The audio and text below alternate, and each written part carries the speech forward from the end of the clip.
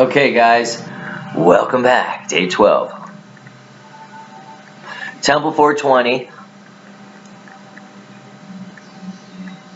When we were on Hollywood Boulevard, we used to do a Saturday morning Old Testament service, Sunday New Testament service, Bible studies, events, charity poker. we were like trying to be like a real Hollywood Beverly Hills temple. Had nice seats and all that stuff. And this incarnation of the ministry is a 7-year ministry, 7 weeks at a time, starting at the fall feast of Yom Teruah and running to about the time of Hanukkah. Hanukkah is not one of the official feasts, and the book of Maccabees is in the Apocrypha. I think it's in the Catholic Bible. Obviously, the Jews love the Maccabees. We name a lot of stuff after it. Maccabee means hammer, and they were some brothers. I guess the Greeks, after Alexander the Great had conquered the known world from the Persians, he was murdered by his own guys, maybe, because he married a foreign woman and was having a baby with her, and I think they murdered his son too, so there'd be no ancestors. And his 4 generals divided his kingdom in 4. And the Ptolemies went to Egypt, and the Seleucids, I'm having trouble remembering their name right now for a moment. Antioch, these guys, the Seleucids, I forget what they were called, but it was a family that took over the Jewish area of Alexander the Great's empire. And one of them was trying to really destroy the Jewish religion.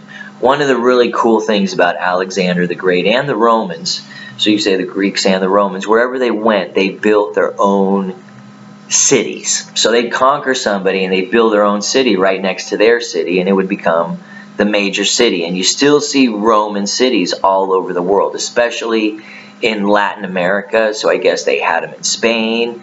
And when the Spanish came to Latin America, whether it's the little village that I live in, the little Mayan village, or the big city, there's a center park where all the government buildings are around that center park.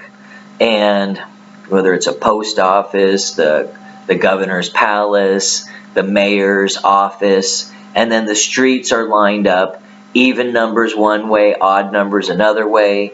They would all typically have a gym and a library and a government building. And so this was the Roman Greek way of imposing their culture on the people they conquered. And the Greeks were very respectful of the people that they conquered. I think the Persians had 127 territories, and that was one of the things that led to their downfall. If you know in the Bible, the book of Esther, the king's, I think it was King Xerxes, his wife, he's having a big banquet with all these people, and his wife, I think her name is Vashti, they didn't want to come out to the festival. She's like, I'm doing my makeup, I'm tired, I'm not in the mood, all right, leave me alone. And his advisor said, listen, if your queen isn't listening to you and disrespecting you in front of all these leaders, they're all going to disrespect you as well, so you need a new queen. And he took their advice, and I don't know if he killed Vashti or he just sent her back to her home country or whatever, but he had women from all over his empire audition to be queen, and one of them was Esther. And this is the holiday of Purim, and there was this guy Haman who was an old-fashioned Hitler. He wanted to kill all the Jews in the empire, and they weren't really allowed to defend themselves. And so Esther, her uncle Mordecai, had her fast for 3 days along with the people, praying that she would be able to get an audience with the king, because you couldn't really petition the king for an audience. He had to come to you and talk to you. And after this fast and prayer, she went to the king, and he allowed the Jewish people to defend themselves and put Haman to death. So, famous story, we celebrate it, give candy, make noise every time we say Haman's name. We read the story during this time of year. And so all these Bible stories are supposed to be prophetic, or telling us. Jesus said, every single one of them is about me. Which is interesting. He goes, that's why you should know the day or the hour when I came. But the people, even in his day, were biblically illiterate. Not all of them, but some of them. So he's like, listen, you can read the signs of the times. You say, oh, red skies at night, blah, this is going to happen tomorrow. Oh, a circle around the moon, it's going to rain. Or, you can read the signs of nature. Why can't you read the signs of the scriptures? And if you listen to the stories, which is just a collection of stories, right? Joseph, for example, sold into slavery just like Jesus. It's a little more inflation. Back in the day when his brothers sold him into slavery, they only got 20 pieces of silver for Joseph. When Jesus was sold by his friend Judas Iscariot, or from Iscariot, I don't know, I think that's might be a location where he was from. It was 30 pieces of silver. And when Joseph was taken to Egypt, he was really celebrated and appreciated by Potiphar. Just like when Jesus first started his ministry, he was healing people, he was gaining followers, and they even wanted to take him and make him king at one point. And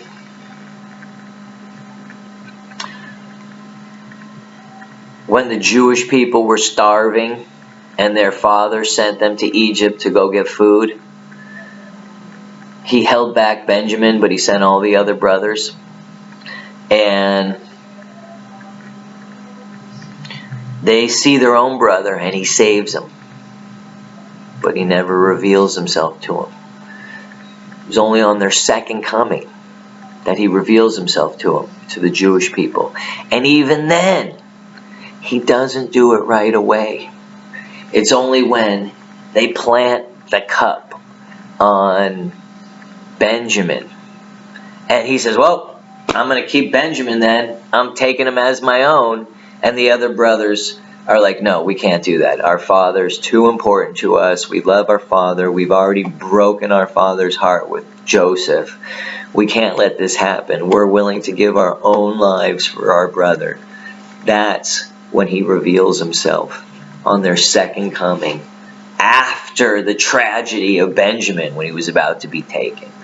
So I think that Yeshua is going to do the same thing when he comes back on the second coming, and there's going to be a real tragedy. And I think what you see happening is a huge anti-Semitism growing in the world against Israel, against the Jewish people, as if we're all like part of some global conspiracy to enslave humanity. It's insane. But there are, and here's the thing, the globalists use a lot of Jewish people, okay? We were very poor. My father was very poor, and then he became wealthy, and I lived in Beverly Hills. George Soros, one of the wealthiest, one of the wealthiest men in the world, lost his parents, and he was given to another family so he could survive this horrific tragedy we know as the Holocaust.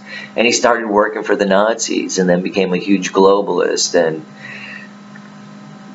doesn't care about his religion whatsoever. But if you say, George Soros is a globalist asshole trying to enslave us all, kill humanity, you're like, oh, you're anti-Semitic. You think Jewish people are against, are just have a conspiracy to enslave the world. And that's just a conspiracy. But you look at the news, you see guys like Jake Tapper, Wolf Blitzer. A lot of Jews are in the media, and I'm talking CNN here, the bad media. There's also Anderson Cooper, Don Lemon. You know, you have all these homosexual guys. Brian Stelter, I don't even know what he was. The elf. Hello. I love that Mark Dice impersonation. Anyway, there's a lot of Jewish people. I'm pretty sure Brian Stelter's Jewish. There's a lot of Jewish people in the media. There's a lot of Jewish people in banking. Ben Bernanke, Alan Greenspan. In government, I don't know too many famous Jewish government people at the moment. Henry Kissinger. You know, but some of the bad guys that have eliminated the gold standard for our country, have made friends with China, that have really promoted globalism. You see a lot of Jewish actors in Hollywood. Oh, and behind the scenes, the agents, that's Jewish people. And you say, well, why are there Jewish people? It's a conspiracy. They're famous, you know, blah, blah, blah. And it's more historical. Christians didn't let Jewish people own land. So you had to do jobs to sort of support yourself without land. So you were entertainers, international business people and bankers. Christians couldn't loan money to each other for interest, but Jewish people could. And if you're in business, you need capital. So the Jews became known as the money lenders, money hungry, whatever. But, you know, we're all trying to survive in the world, and you have to work with the laws that you can work with, you know. Like selling weed was illegal. You could, you know. They make owning land illegal for Jewish people. You still got to support your family. Well, how do we do it? Let's do trading. Let's do banking. Let's do lending of money. So those were the industries that our people learned. And the skill set that really goes well for globalism. And I feel like as a child, I was really trained to be a globalist. You know, my father always talked about how we live in a global world and blah, blah, blah. And my education was geared towards that. I think what broke me out of the spell was the fact that I was for marijuana and my parents were so against it. And my dad punished me and shaved my head, or gave me a crew cut in the 70s when I had long hair. And it's funny because I don't know where my ID is, but I really am not like a long-haired hippie for years. But everyone looks at me that way because I've grown my hair long. Oh, I just see my ID. So I really,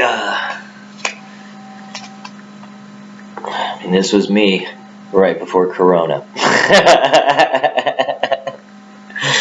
I find that pretty funny. Anyway, I want to get to the Bible quickly. I don't want to just keep rambling and rambling, but I do feel like I have something important to say. Let's go to the Bible then, guys. All right. We're going to read from Jonathan. Okay, so this is John chapter 2. Well, let's start with chapter 1.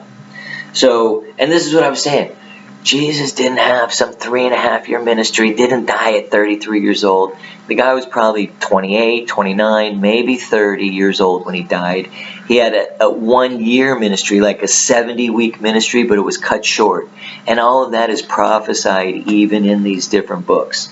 So that's why he said the whole of the book is written about me.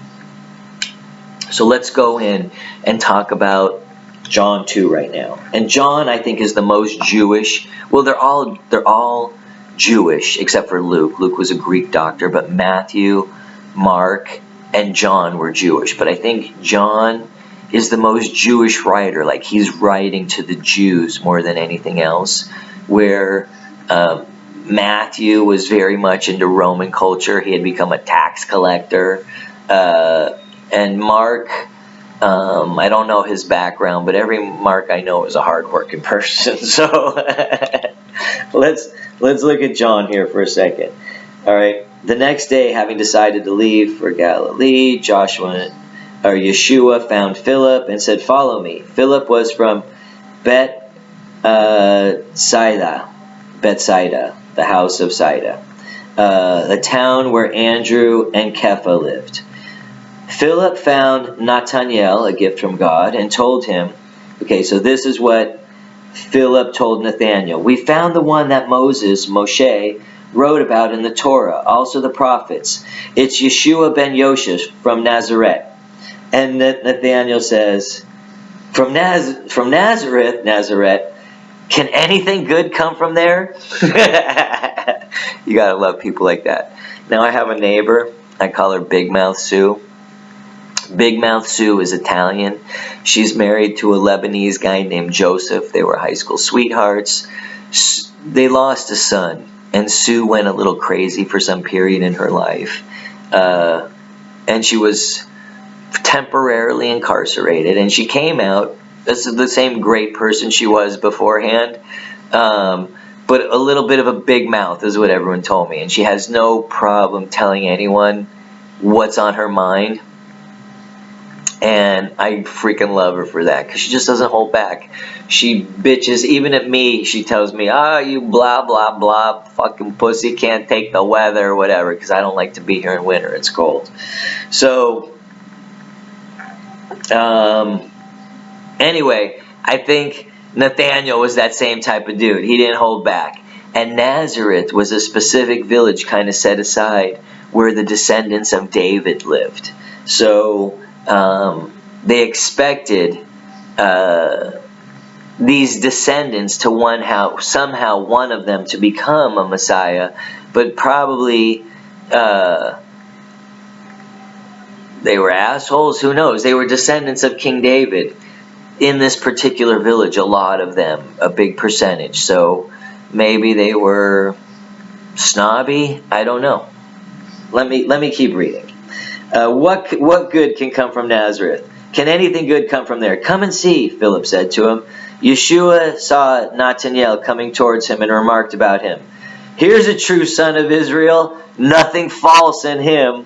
Like I was saying, like Big Mouth Sue. Nathanael said to him, "How do you know me?" And he said, "Hey, before Philip called you, when you were under the fig tree, I saw you." And he said, "Rabbi, you are the Son of God. You are the King of Israel." And Jesus said to him, "You believe all this just because I told you I saw you under a fig tree?" He goes, "You will see greater things than that," he said to him. He goes, "Yes, indeed, I tell you, you will see heaven open and the angels of God going up and coming down on the Son of Man."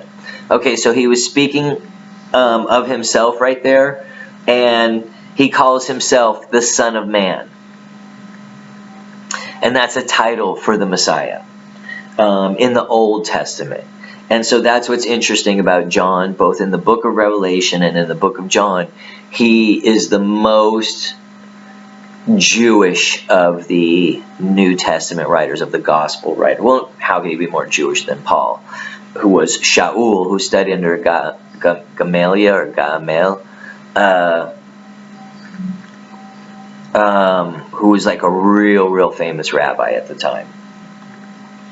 So here's where Jesus gets started. So this is our only chapter 2. So John gets right into this shit. I'm swearing, shoot. He collects his Talmudim, his followers, his disciples. And so here's the first thing. On Tuesday, in Greek, it says the third day, equivalent to Hebrew, Yom Shlishi. Yom Shlishi. The third day. And it would be, I think the Jews counted their numbers by the Aleph Bet Gimel.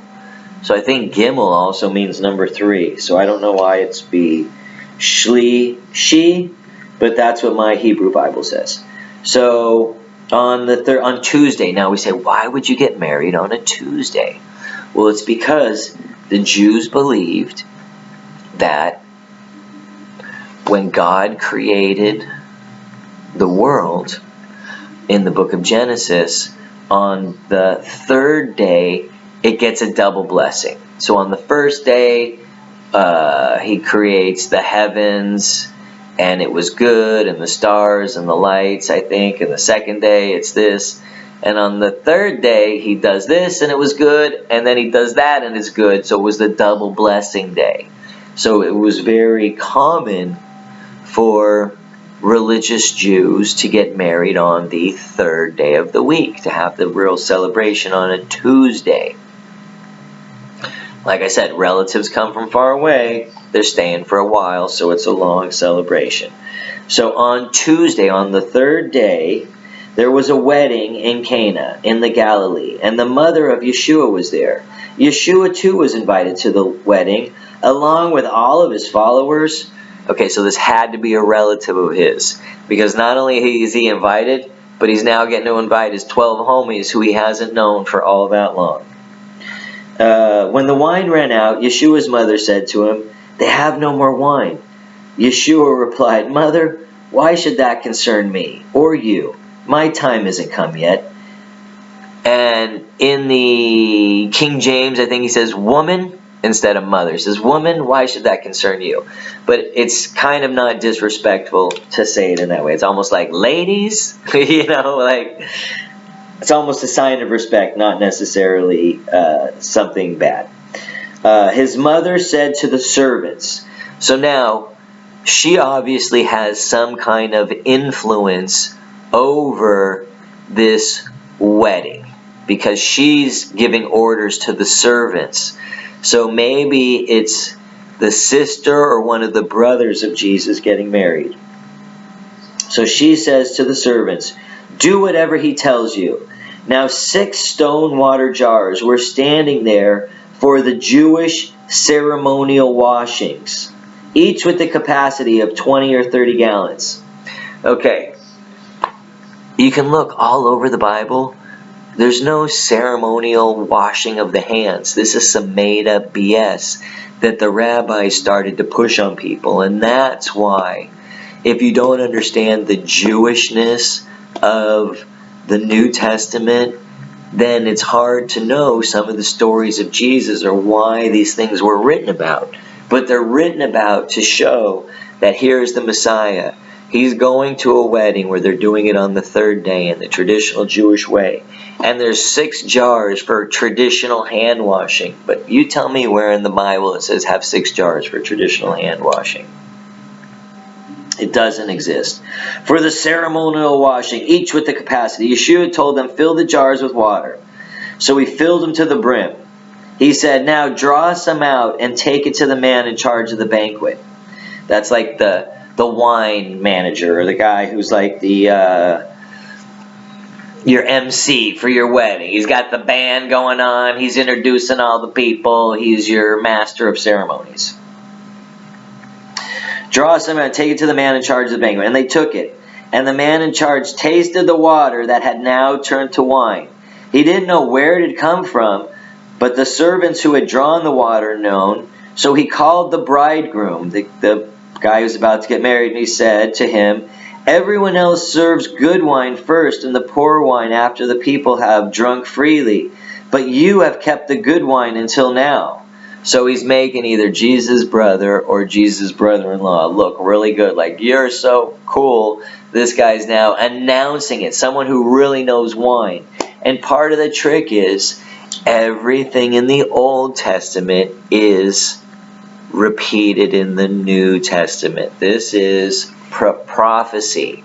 So Moses, who saved the people by killing the lamb and putting the blood over the doorpost so the angel of death would pass over them. Speaking of which, my friend is helping my mom in Mexico deal with my uncle's death. He supposedly got cremated last night. And I just got a text from him. So, that's Stephen, just like from the Bible.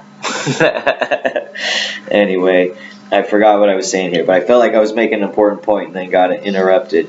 Oh, so it's prophetic. Moses turned water into blood. Remember, one of the plagues? He turned the Nile water into blood. If you're familiar with the 10 Commandments movie, Charlton Heston, He hits it with the staff, boom, water to blood. Now he turns water to wine. And then what did he say later? You eat of my body, this bread, and drink of my blood, this wine. So he's calling the wine his blood because he turned the water into wine like Moses had turned the water into blood. It's not an exact prophecy, but it's a prediction. It's a pattern. We're fulfilling the pattern of prophecy. He's showing his own followers, I can do what Moses did. And he wasn't doing it to show off for everybody at the wedding. He wasn't like, hey, look at me. Only his servants, his mother, and his followers. So he was doing it for them so they would know who he was.